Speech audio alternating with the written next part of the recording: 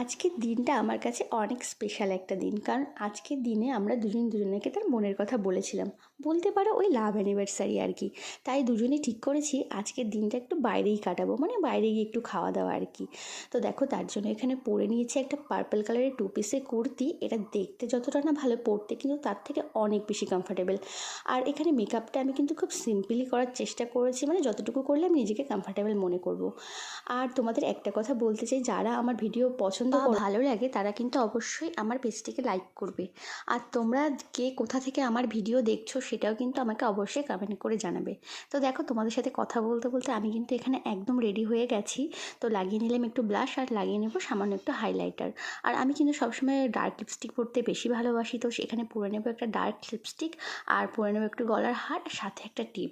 আর বাইরে যেহেতু প্রচণ্ড পরিমাণে গরম ছিল, তার জন্য কিন্তু উপরেও করে নিয়েছি একটা বান। ব্যাস, সাথে একটা ব্যাগ নিয়ে